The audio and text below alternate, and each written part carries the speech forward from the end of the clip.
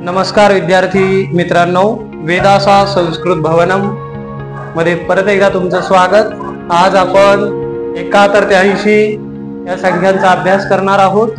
मागच्या व्हिडिओमध्ये आपण 70 पर्यंतच्या संख्यांचा अभ्यास केलेला होता। संख्या हा पाठ आता आणखी 2 व्हिडिओमध्ये संपेल आणि त्यानंतर तुम्ही त्याच्यावर टेस्ट सोडवणार आहात। त्याच्यामध्ये 71 ला म्हणजे 71 ला आपल्याला म्हणायचं आहे एक सप्ततिही। लक्षात घ्या, एक सप्ततिही। त्याच्यानंतर 72 ला म्हणायचं आहे 72 ला द्विसप्ततिही। 73 ला आपल्याला म्हणायचं आहे विद्यार्थी मित्रांनो त्रिसप्ततिही। 73 ला म्हणायचं आहे त्रिसप्ततिही।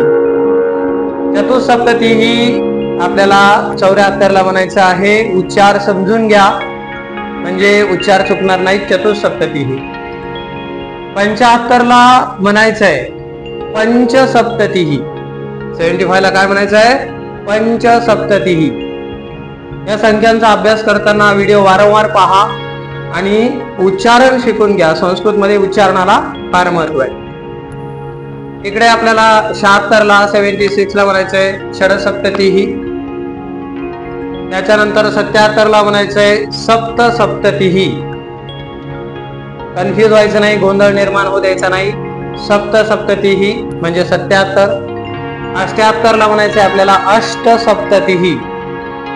लक्ष द्या, अष्टसप्ततिही।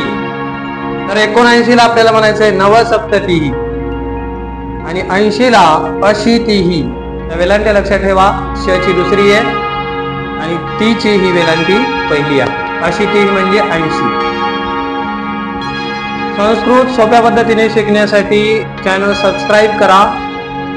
आपल्या ट्युशन क्लासेसला भेट द्या, ऑनलाईन आणि ऑफलाईन अशा दोन्ही पद्धतीने वेदासा परिवाराचे ट्युशन चालतात। फोन नंबर सांगतो, त्याच्यावर संपर्क करा। 99 75 18 52 94। परत एकदा नंबर सांगतो, 99 75 18 52 94। चॅनल सबस्क्राईब करा, शेअर करा, लाईक करा, कमेंट्स करायला विसरू नका। पुन्हा भेटूया पुढच्या व्हिडिओमध्ये लवकरच। धन्यवाद।